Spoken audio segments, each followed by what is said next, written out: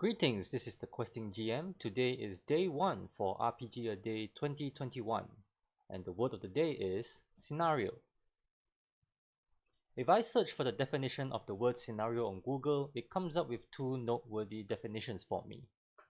First, it is a written outline of a film, novel, or stage work giving details of the plot and individual scenes.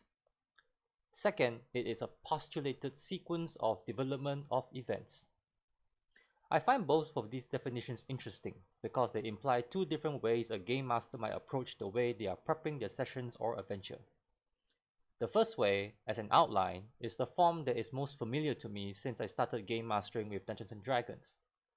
Looking back at the books that taught a fledgling dungeon master how to prep for their games, it certainly gave the impression that there was a general plot built by individual scenes or encounters in the D&D terminology, and therefore the direction was somewhat predetermined. While some may call an extreme case of this as railroading the players, but the foundation of that is that an outline was prepared to be followed, and it was sort of the game master's ability to either herd their players into that direction or mold the outline to what interested the players by the end. Either way, that meant a certain amount of improvisational adjustment to a plan that was either going to be followed or not. And I wouldn't be surprised if many a game master like myself would cut their teeth to learn the hard way that no plan survives contact with the player. This mode of thinking of how to prep for a session or adventure is still being passed on till today.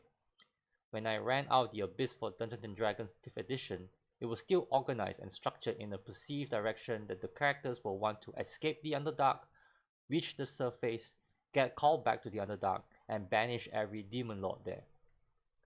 The module never addressed or considered what if the characters refused this at any point in the adventure and offered any real alternatives of what the Dungeon Master should do. Its silence on the matter rather implies that it was the Dungeon Master's job to make sure that it didn't come to that, or it was the player's job to never question the road they were being led to.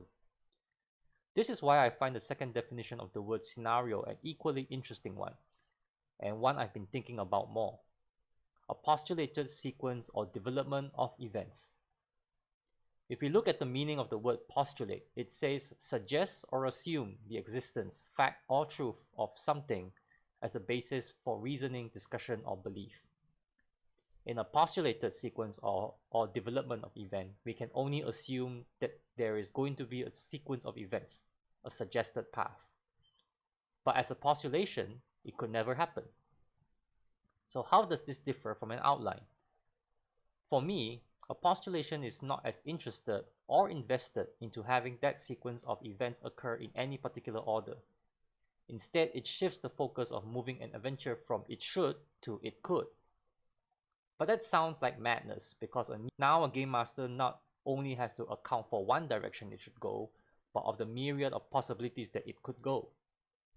But that is where I find this mode of thinking is more liberating and it's not an exponentiation.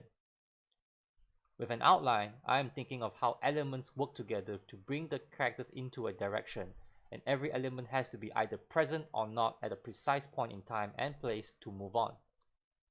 Without an outline, I am thinking of the same elements and how they would interact with another element at any given point in time and place for something, often unexpected, to happen.